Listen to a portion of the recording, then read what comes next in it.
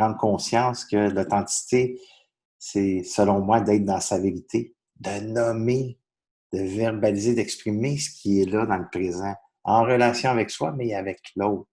Et c'est ce qu'on veut présenter dimanche comme webinaire, plus de 2 heures d'informations que je vais amener, mais je vais amener de grandes réflexions. Réflexions telles que, exemple, est-ce que je me sens coincé présentement? Est-ce que je procrastine? J'ai de la difficulté à passer à l'action, telle que peut-être verbaliser, exprimer à un être cher qu'est-ce que je vis.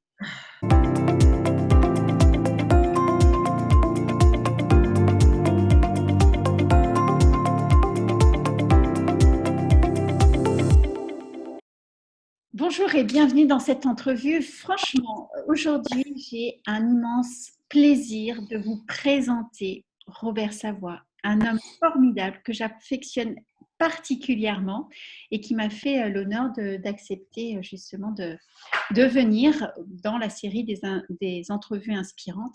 Et merci Robert de cela, vraiment. C'est un immense plaisir d'être là avec toi et tous les gens qui écoutent. Et c'est vrai que Robert, tu es conférencier, tu es auteur, tu as un parcours de vie, mais tellement riche. Et là, ce que tu proposes pour les personnes qui te suivent, pour ta communauté, et je suis vraiment heureuse de te présenter à la mienne, c'est que tu proposes des outils simples et tellement efficaces pour se choisir, en fait, pour être au centre de sa vie, n'est-ce pas? Ben c'est, tu sais, puis pas là. Ce qui montre présentement, puis je sais pas si les gens sont d'accord avec ça, on veut tous vivre l'authenticité, on veut se faire reconnaître pour être authentique. Tu es d'accord avec moi? Tout à Je sais fait. pas si les gens sont d'accord, mais êtes-vous d'accord avec moi? Alors, l'authenticité, ça se développe. On peut le réaliser.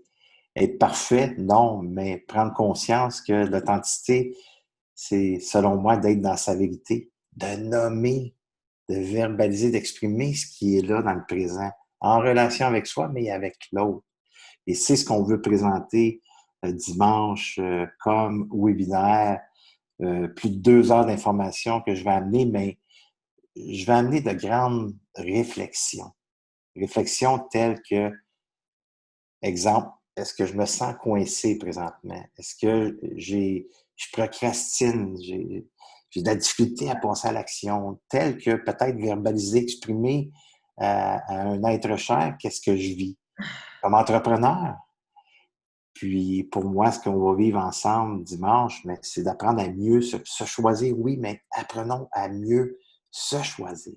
Et c'est ce que je vais emmener comme réflexion avec des histoires concrètes qui s'est réalisé et qu'aujourd'hui, mais je vis cette authenticité-là. J'ai des milliers et milliers de personnes qui me suivent et c'est ce que je fais avec ces personnes-là. Je les invite à vivre cette authenticité-là, à être vrai, authentique avec eux pour qu'ils vivent davantage la paix, se sentir libre, de voyager plus léger.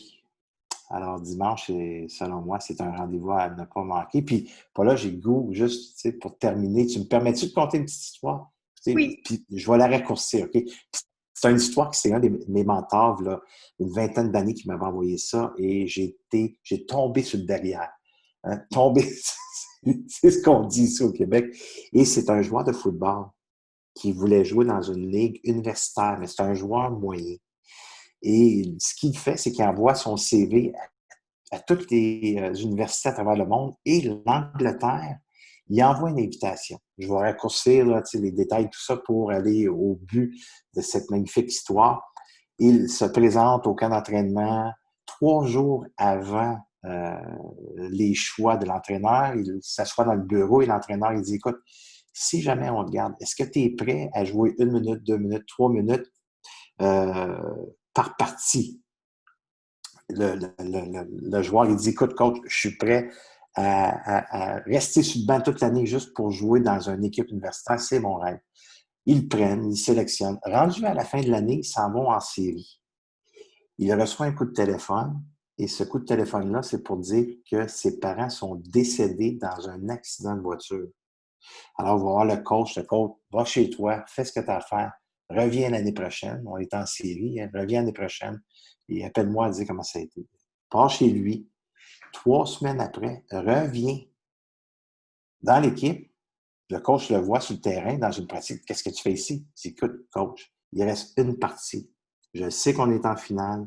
Je sais qu'on peut gagner le championnat. Il reste une partie. C'est pour ça que je suis ici. J'aimerais ça jouer les 5 premières minutes pour commencer la partie. Le coach te regarde et dit, écoute, je ne peux pas te laisser jouer les 5 premières minutes. C'est impossible.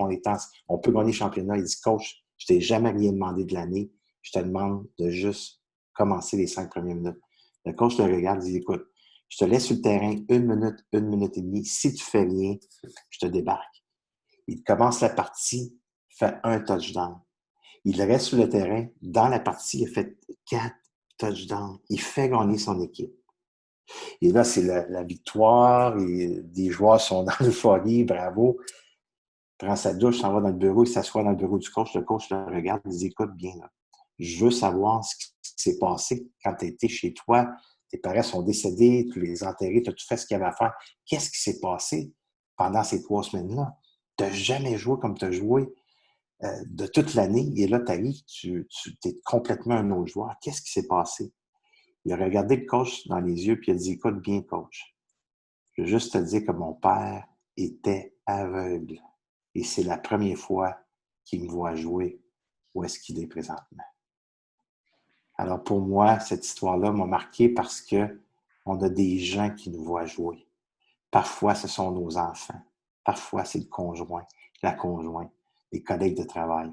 Alors pour moi, apprendre à mieux se choisir, développer l'authenticité, d'être dans sa vérité pour se sentir plus en paix, c'est là que je peux faire une différence dans mon environnement.